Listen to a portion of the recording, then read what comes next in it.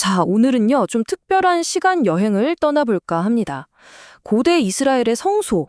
이게 그냥 옛날 건물이 아니라 사실은 구원의 계획을 풀어내는 일종의 비밀 지도 같은 거였다면 믿으시겠어요? 오늘 저랑 같이 이 고대의 청사진, 그 비밀을 한번 열어보겠습니다. 아니, 근데 좀 이상하지 않나요? 하나님이 텐트에 살고 싶어 하셨다? 온 우주를 만드신 분이 왜 하필이면 그냥 텐트 같은 곳에 머물겠다고 하셨을까요? 진짜 궁금해지는 지점이죠. 바로 그 이유가 하나님이 모세에게 직접 하신 이 말씀에 딱 나와 있어요. 내가 그들 중에 거할 성소를 그들이 나를 위하여 짓되. 그러니까 성소의 목적은 다른 게 아니었어요. 그냥 우리랑 우리 가운데 함께 있고 싶으셨던 거죠.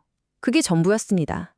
자, 그래서 오늘 우리가 떠날 여정의 지도는 이렇습니다. 먼저 성소 자체가 어떤 곳인지 알아볼 거고요. 그리고 뜰에서부터 시작해서 성소, 지성소까지 차례대로 들어가 볼 거예요. 각 장소의 의미, 그리고 희생 제물과 대제사장은 대체 뭘 상징하는지, 마지막으로 가장 중요한 날인 대속죄일까지 하나씩 따라오시면 됩니다. 자, 첫 번째 파트입니다. 하나님의 지상 거처. 근데 여기서 진짜 재밌는 게 뭔지 아세요?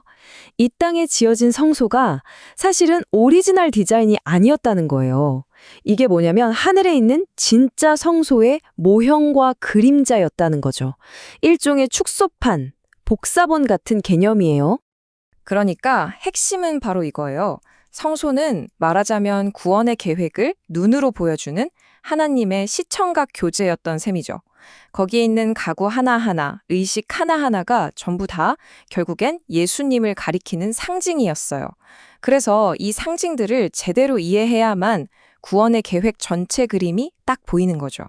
자, 그럼 이제 본격적으로 성소 안으로 들어가 볼까요?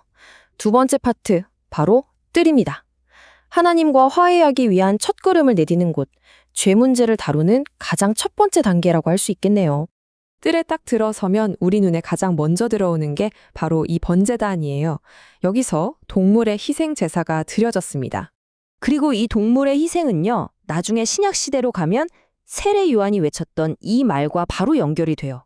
보라, 세상 죄를 지고 가는 하나님의 어린 양이로다. 아, 이제 이 동물이 누굴 상징하는지 감이 딱 오시죠? 네, 맞습니다. 바로 그거예요.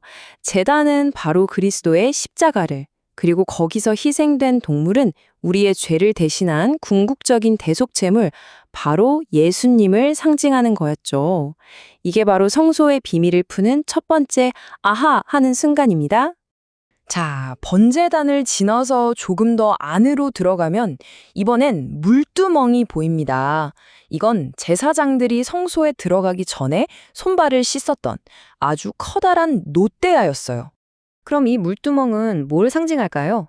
당연히 씻음이겠죠. 물은 죄로부터 깨끗해지는 정결, 즉 성경에서 말하는 중생의 씻음, 우리가 보통 거듭남이라고 부르는 걸 상징해요. 순서가 아주 명확하죠. 희생으로 용서받고 그 다음에 물로 깨끗해지는 거예요.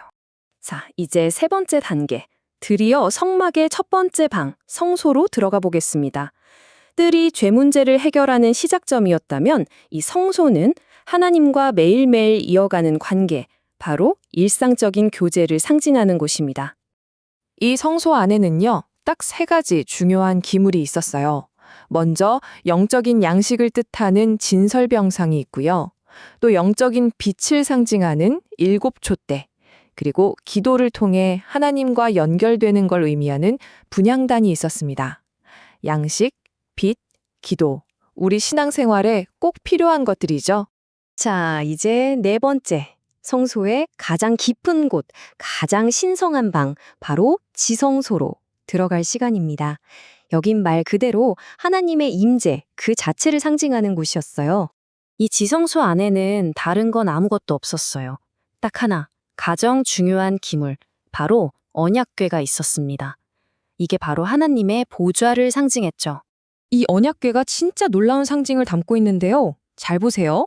그 안에는 하나님이 변하지 않는 법, 십계명 돌판이 들어있었어요. 그런데 그 뚜껑, 바로 위는 속죄소, 즉 자비의 자리라고 불렸거든요. 이게 무슨 뜻일까요? 바로 하나님의 자비가 그분의 공의로운 율법을 덮고 있다는 거예요. 공의와 자비가 여기서 완벽하게 만나는 거죠. 정말 대단하지 않나요? 자, 5번째 파트입니다. 희생 제물과 대제사장. 지금까지 우리가 본 모든 상징들, 이 모든 것들이 사실은 단 한 분을 가리키고 있었거든요. 이제 그분이신 예수님께서 이 모든 역할을 어떻게 완벽하게 이루셨는지 한번 살펴보겠습니다. 근데 여기서 근본적인 질문이 하나 생기죠. 아니, 왜 죄 없는 동물이 죽어야만 했을까요? 좀 잔인하게 들릴 수도 있잖아요. 이 질문에 대한 답을 이해하는 게 정말 중요합니다. 성경의 원리는 간단해요. 죄의 대가는 사망이다. 누군가는 그 대가를 반드시 치러야만 했던 거죠. 여기서 예수님의 정말 놀라운 이중적인 역할이 드러납니다. 그분은 우리 죄를 대신한 희생제물, 즉 하나님의 어린 양이셨어요. 동시에 하늘에서 우리를 변호하고 대표하시는 대제사장이시기도 하죠. 그러니까 십자가에서는 죄의 값을 치르셨고 지금은 하늘에서 그 피의 공로로 우리를 위해 용서를 베풀고 계신다는 거예요. 제물이자 제사장, 이 두 역할을 완벽하게 해내신 거죠. 자, 드디어 마지막 6번째 파트입니다. 대속죄일. 이건 성소에서 행해지는 모든 의식의 클라이맥스라고 할 수 있어요.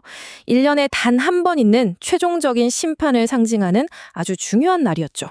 대속죄일이 뭐냐면요. 1년에 딱 한 번 아주 엄숙하게 치르는 의식인데요. 지난 1년 동안 성소에 쌓였던 모든 죄를 깨끗하게 청소하는 날이에요. 그리고 더 나아가서 마지막에 있을 우주적인 심판이 어떤 모습일지를 미리 보여주는 일종의 예고편 같은 날이었죠.